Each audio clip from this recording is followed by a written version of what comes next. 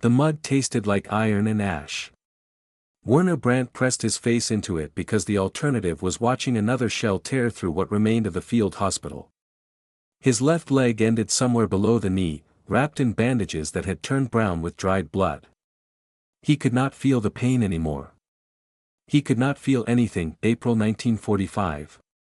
The Ruhr pocket was collapsing.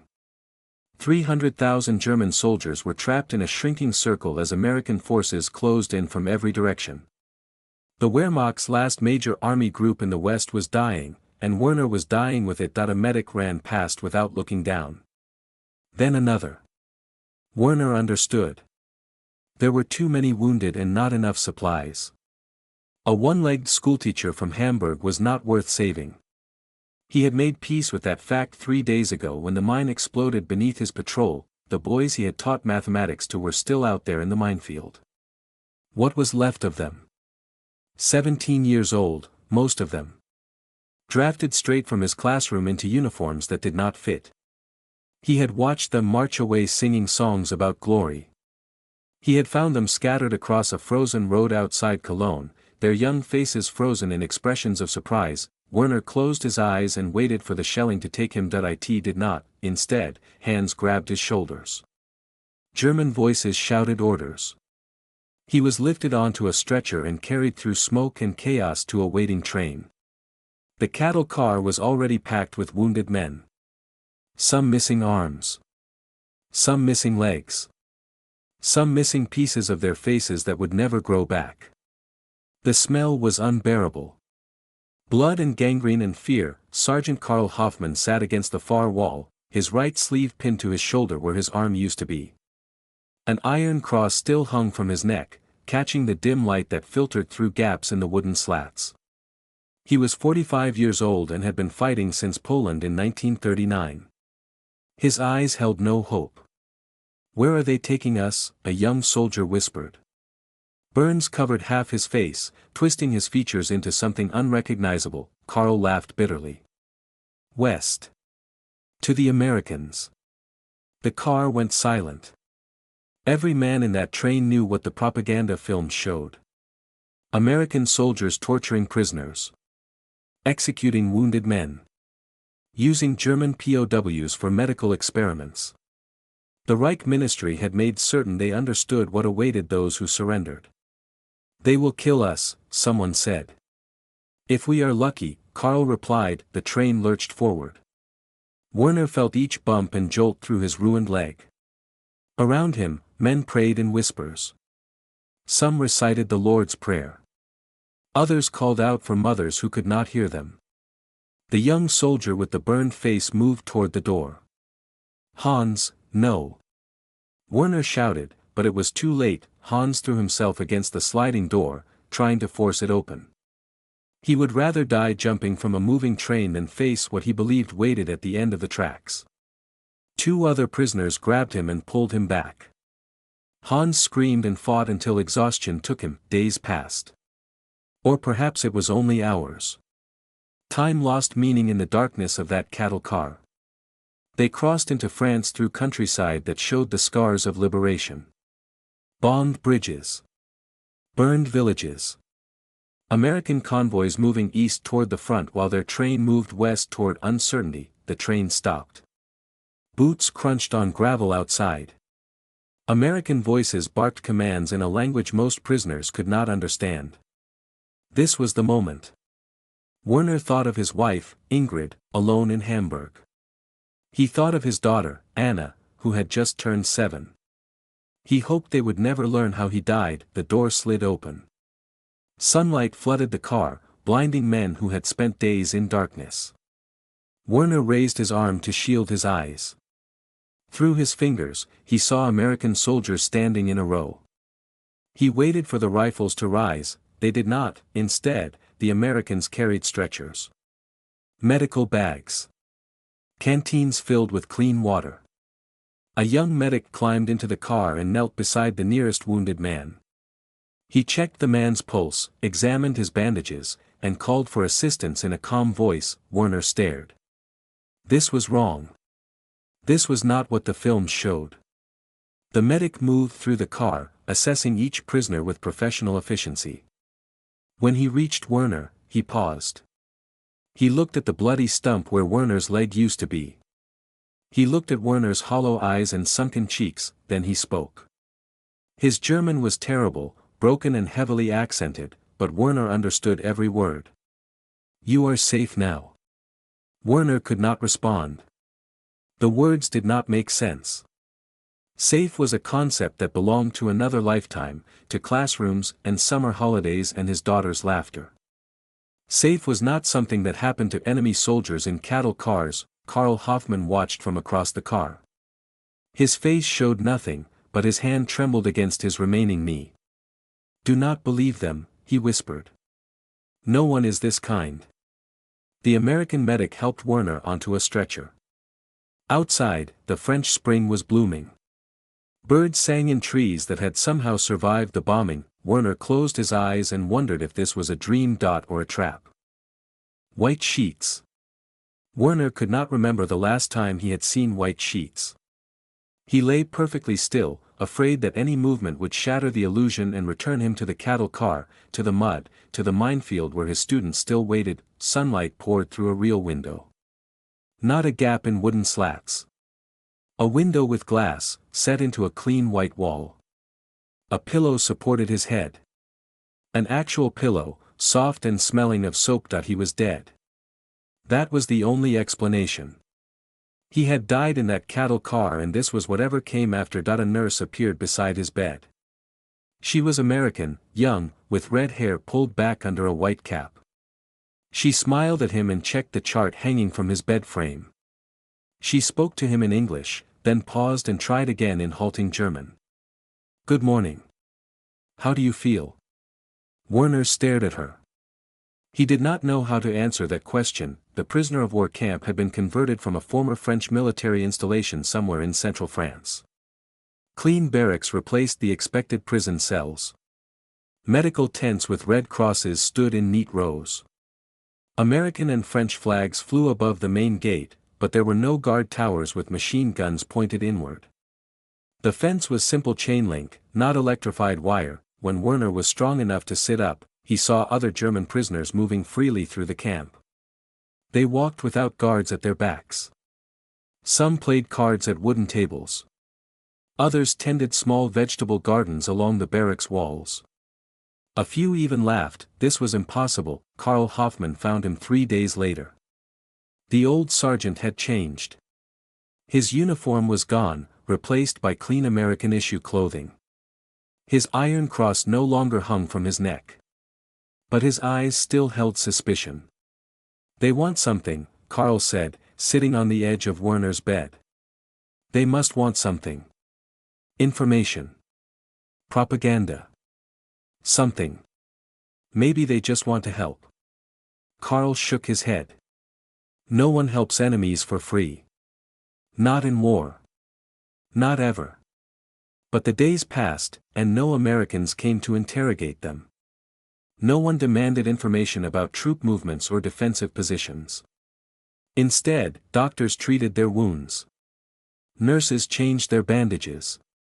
Cooks served 3 meals a day, hot food that seemed impossible after years of wartime rationing. Werner learned about the prosthetic workshop from a prisoner named Felix.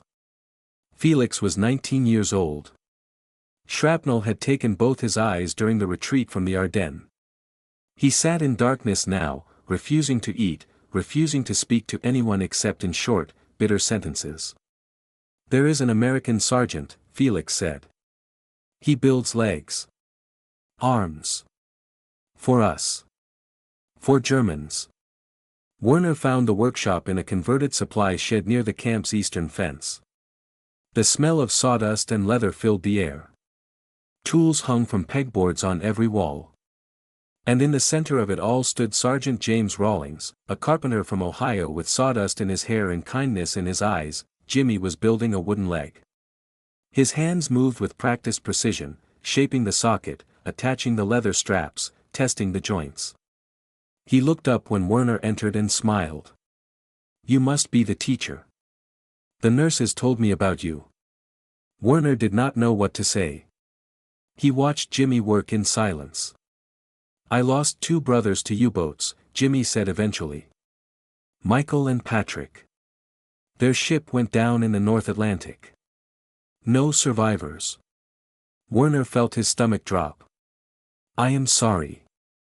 Me too. Jimmy set down his tools and looked at Werner directly.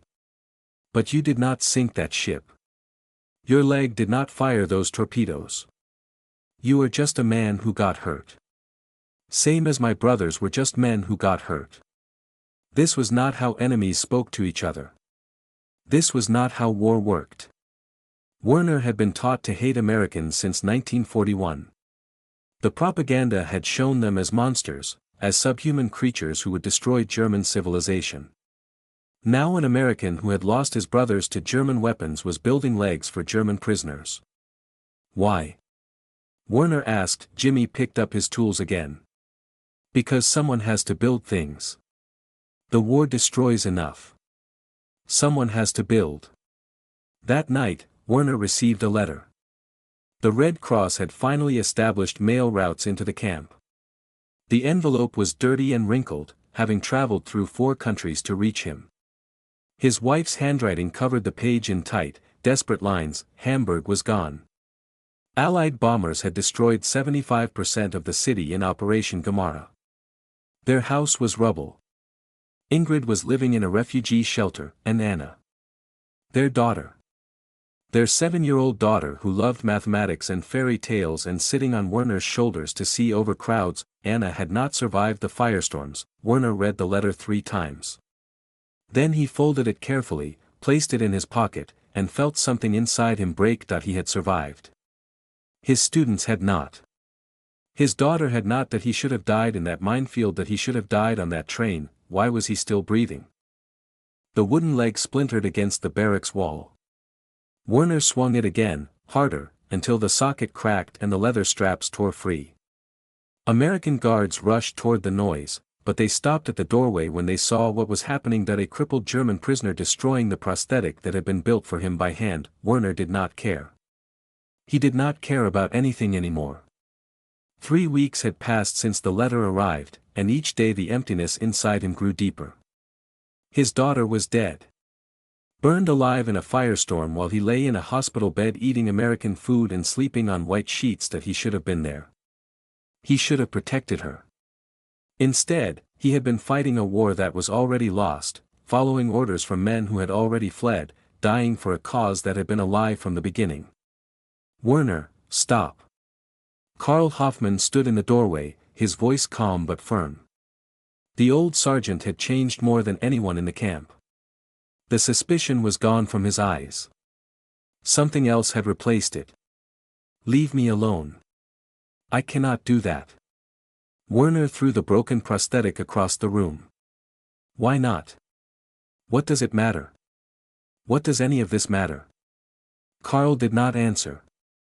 He simply sat down on the nearest bed and waited. The silence stretched between them. Outside, the camp continued its strange rhythm of captivity and care. German prisoners walked with American guards. A baseball game was being played in the open field near the medical tents. Laughter drifted through the spring air. Werner hated that laughter. He hated everything that reminded him life was continuing while Anna was not. That night, he crawled toward the perimeter fence. His stump ached against the dirt, but he kept moving. The fence was not electrified.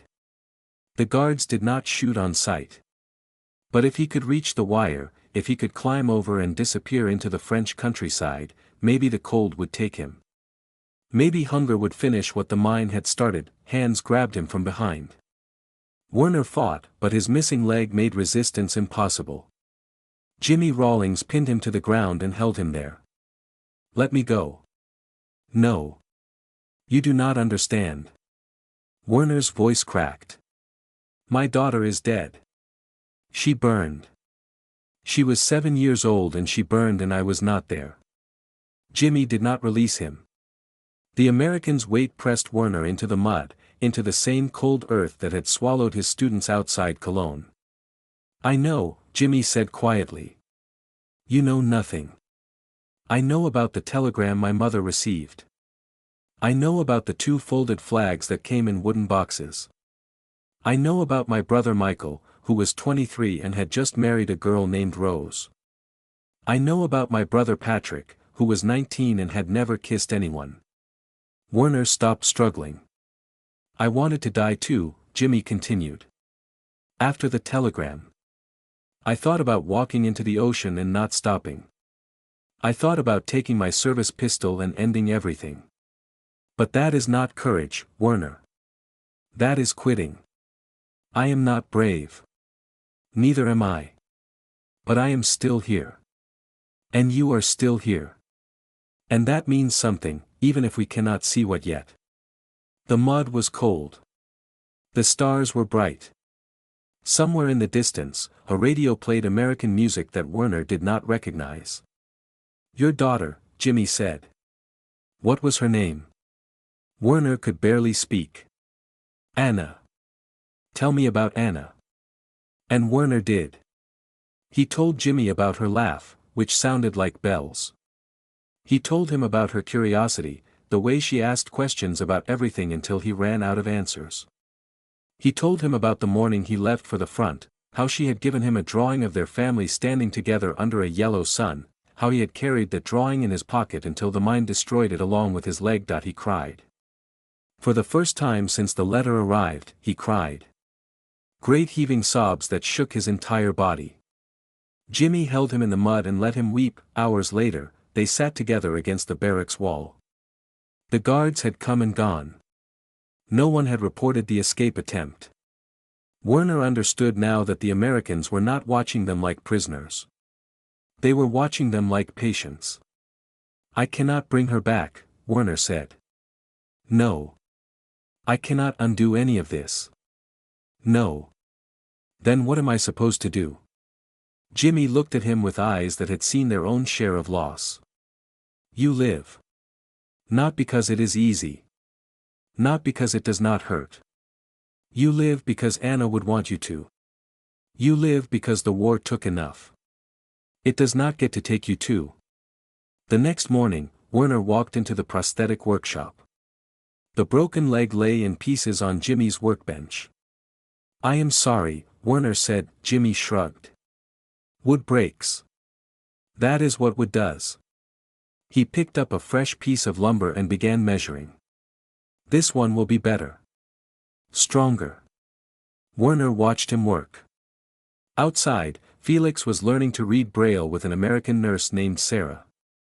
Carl Hoffman was helping Dr. Monroe organize medical supplies. The camp was changing.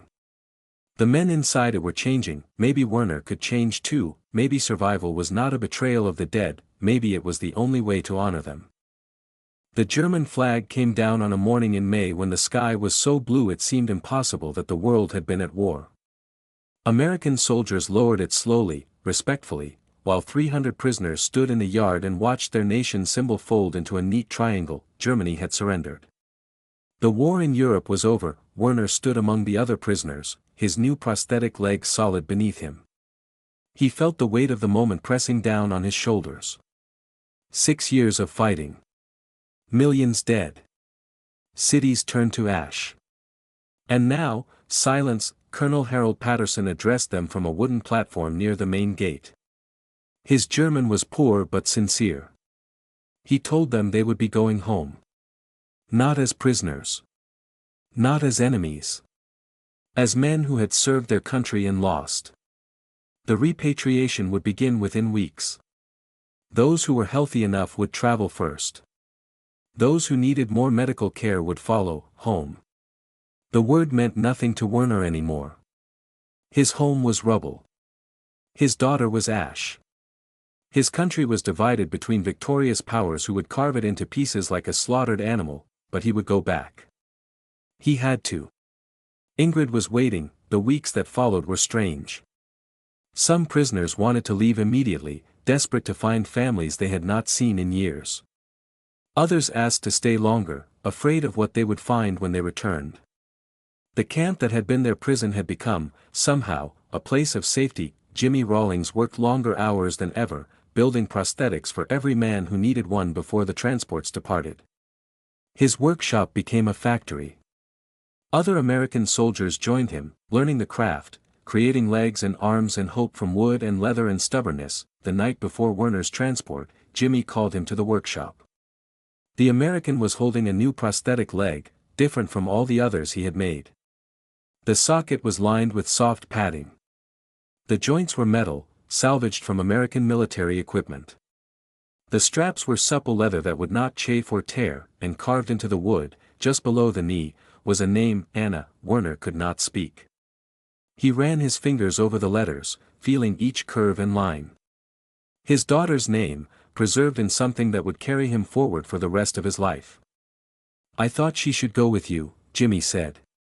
"Wherever you end up." Werner embraced him. He did not care that it was not something soldiers did.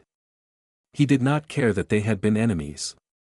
He held on to Jimmy Rawlings like a drowning man holds onto a piece of floating wood, and he wept for the second time since arriving at this impossible place. "I do not understand your country," Werner said when he could finally speak. "We killed your brothers. We destroyed your cities. And you gave me my life back." Jimmy smiled. It was a tired smile, the smile of a man who had seen too much and decided to build anyway. "That is the point, Werner. You do not have to understand. You just have to remember." The next morning, Werner boarded a train heading east. Karl Hoffmann sat beside him, his empty sleeve pinned neatly to his shoulder. Felix sat across from them, dark glasses covering his missing eyes, a stack of Braille letters in his lap. Sarah had given him a photograph before he left. He could not see it, but he held it against his chest like a treasure. The train crossed through France, through Belgium, through the shattered remains of Western Germany. Werner watched the landscape pass through windows that were not broken, in a train that was not a cattle car, surrounded by men who had survived the unsurvivable. When they reached the border, a checkpoint manned by Allied soldiers stopped them. American, British, French. The soldiers checked their papers, verified their identities, and waved them through with expressions that held no hatred. Germany beyond the border was unrecognizable. Cities that Werner remembered as thriving centers of commerce and culture were now fields of rubble. Refugees walked along the roads in endless streams, carrying children and possessions and memories of homes that no longer existed, but spring was blooming. Flowers pushed through cracks in the bombed concrete.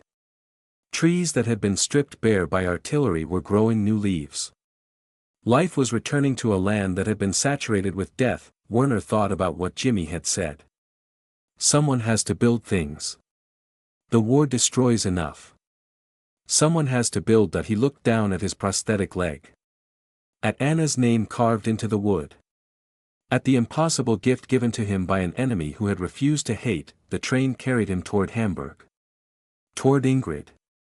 Toward whatever remained of the life he had known before the mines and the cattle cars and the white sheets that he did not know what he would find. He did not know if he could rebuild a home from rubble or a heart from grief. But he knew one thing with absolute certainty, that he would try, not because survival was easy. Not because the pain had faded. But because Anna would have wanted him to. Because Jimmy had built him a leg and carved his daughter's name into it. Because Karl had found hope in a doctor's hands.